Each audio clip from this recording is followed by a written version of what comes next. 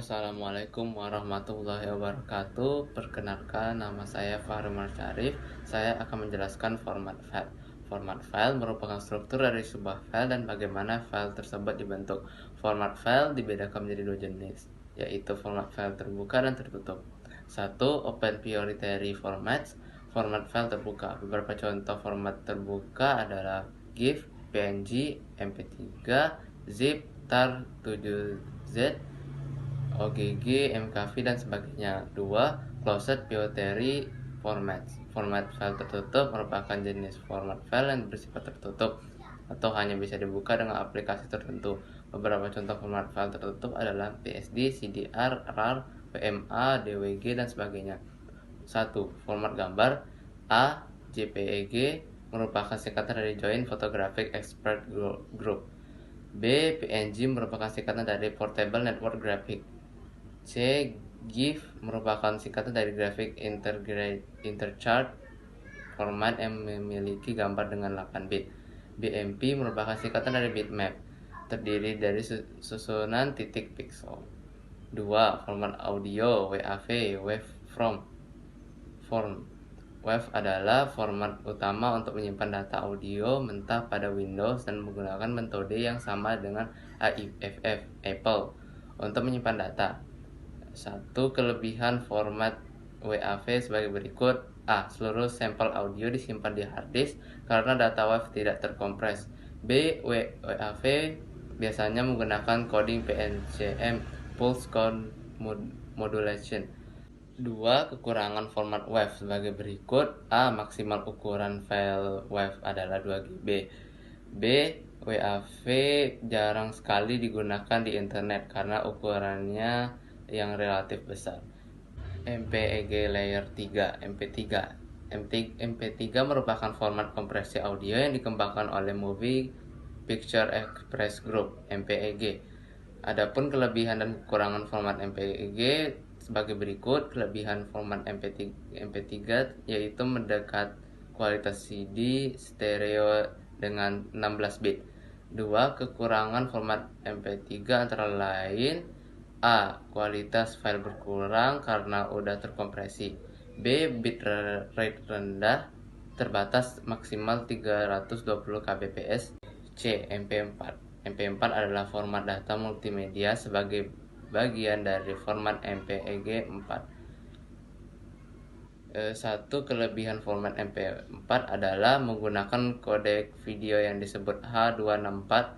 B. Mendukung digital right management (DRM) dan bitrate encoding rendah. C. Memungkinkan dilakukan proses streaming sehingga menggunakan menonton tayangan yang disimpan dan tidak perlu mengunduh filenya. 2. Kekurangan format MP4 adalah ukuran filenya hampir setara dengan Blu-ray disc. 3. File video. A. ASF Advanced Streaming Format. B. 3GPP atau 3GP 3RD Generation Partnership Project. C. MPEG 1. D. MPEG 2. E. MPEG 4 atau MP4. Selanjutnya, materi akan dilanjutkan oleh Naura Afifah Lestari. Fitur lanjut Microsoft Office Word. 1. Membuat referensi. Penulisan karya tulis disertai dengan kutipan dari berbagai sumber. Sumber tersebut bisa didapatkan dari buku, jurnal, internet, dan lainnya. Microsoft Word memberikan fitur yang dapat secara otomatis memasukkan referensi, kemudian ditampilkan terurut abjad pada daftar pusaka. Berikut cara membuat referensi pada Microsoft Word. A. Ketikkan kalimat atau paragraf yang dikutip dari sumber pada lembar kerja Microsoft Word. B. Klik menu reference, ubah style sesuai dengan standar penulisan statis yang digunakan, misalnya APA. C. Klik insert citation, lalu klik add new source. D. Kemudian pilih sumber info pada tipe of source, sebagai contoh pilih book. E. Klik edit untuk menambahkan nama penulis. F. Masukkan nama penulis, misalnya Henry Pandia, dengan last name Pandia dan first name Henry. Kemudian klik add, lalu OK. G. Memasukkan judul buku pada titel, kemudian tahun terbit pada year, kota penerbit buku pada citi, dan nama penerbit buku pada publisher. Kemudian klik OK. H. Letakkan kursor pada sebelah kanan kalimat atau paragraf yang dikutip. I. Klik reference, lalu klik insert citation dan pilih buku yang dikutip. J. Nama penulis dan tahun akan muncul di samping kalimat atau paragraf yang dikutip. K. Setelah membuat referensi, lalu memasukkan sumber atau daftar pustaka di akhir karya tulis. 1. Letakkan kursor di halaman baru atau tempat yang diinginkan. 2. Klik reference. 3. Klik bibliografi lalu klik insert bibliografi. 4. Maka daftar sumber yang digunakan dalam proses penulisan karya tulis akan muncul secara otomatis. Selanjutnya materi akan dilanjutkan oleh Fathia Nurzapni. 2. Membuat daftar isi. Berikut merupakan cara otomatis membuat daftar isi menggunakan Microsoft Word. A. Pastikan dokumen diberikan nomor halaman. Ketik menu Insert Page Number. B. Pilih letak penulisan halaman. Sebagai contoh, pilih bottom of page. C. Kemudian, pilih apakah nomor halaman akan diletakkan di kiri, tengah, atau kanan. D. Atur juga apakah format penomoran pada halaman menggunakan angka, abjad, atau angka Romawi. Klik page number pada menu insert, lalu klik format page numbers. Pilih format angka pada number format. E. Atur penomoran apakah akan mengurutkan dari awal atau mulai dari suatu angka tertentu dengan mengisikan bilangan pada start at. F. Blok tulisan daftar isi, kemudian pilih heading 1 pada styles. Atur font sesuai format. G. Lakukan cara yang sama pada judul bab seperti bab 1, bab 2, dan seterusnya. H. Kembali ke halaman daftar isi, kemudian klik menu Reference Table of Contents. Pilih Automatic Table 1.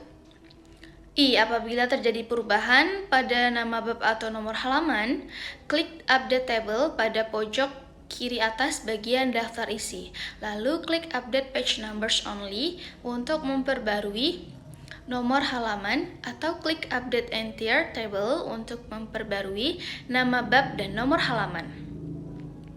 Model komputasi. Model komputasi adalah sebuah model matematika yang digunakan untuk menyimulasi sebuah fenomena atau perilaku natural dengan menggunakan komputer. Macam-macam model komputasi sebagai berikut. 1. Mode fungsional. Terdiri dari satu set nilai-nilai, fungsi-fungsi, operasi aplikasi fungsi, dan komposisi fungsi. Suatu program terdiri dari fungsi-fungsi dan suatu komputasi terdiri dari aplikasi fungsi. 2. Model logika. Terdiri dari satu set nilai-nilai, definisi hubungan, dan kesimpulan logis. Program terdiri dari definisi hubungan dan suatu komputasi merupakan suatu urutan kesimpulan. 3. Mode imperatif.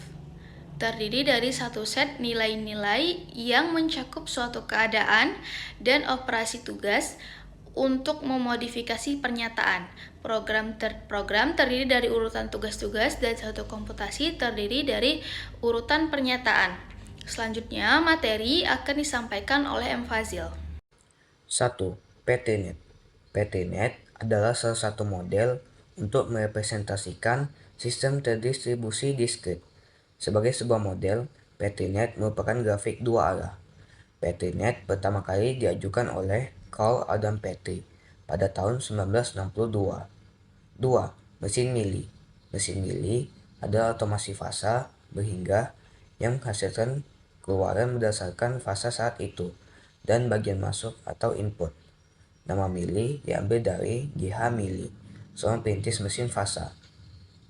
3. Mesin Moore. Mesin Moore adalah otomasi fasa berhingga di mana keluarannya ditentukan hanya oleh fasa saat itu.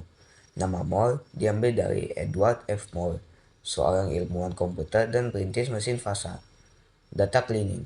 Data cleaning merupakan salah satu kegiatan pengelolaan data. Data cleaning merupakan proses mendeteksi atau mengoreksi data yang tidak akurat dari suatu tabel atau basis data. 1. Menghilangkan data duplikat. Duplicate data. Berikut akan dibahas cara menghapus data duplikat menggunakan Microsoft Excel tahun 2007. A. Blok semua sel yang berisi data. B. Klik menu data, kemudian remove duplicate. C. Centang sel yang dijadikan acuan, kemudian OK. D. Jika terdapat data duplikat, maka akan muncul notifikasi seperti berikut. E. data duplikat akan otomatis terhapus. Kemudian, materi akan disampaikan oleh Muhammad Rastra Syauqi Pratama. Cara mencegah data duplikat. Duplikat data. Untuk mencegah data duplikat, biasanya menggunakan validasi. Validasi biasanya lebih efektif digunakan untuk mencegah data duplikat. Berikut langkah-langkahnya. A. Buat range untuk memasukkan data. 2. Cara pengaturan untuk mencegah data duplikat NISN, karena setiap siswa hanya memiliki satu NISN. A. Blok sel yang ingin dimasukkan NISN. 2. Pada menu data, klik data validation, lalu data validation. 3. Pada menu allow, pilih custom. Lalu pada formula, ketikkan sama dengan countif buka kurung. Lalu klik icon yang ada di sampingnya. 4. Blok sel yang ingin memasukkan data NISN, lalu ketik F4. 5. Klik icon yang ada di sampingnya. 6. Pada formula, isilah beberapa hal yang sudah dijelaskan tadi. 7. Klik tab error alert, lalu masukkan title dan error message. Tekan OK. 8. Masukkan 2 NISN yang sama, maka akan muncul peringatan NISN telah digunakan. Silakan isi NISN lain. 9.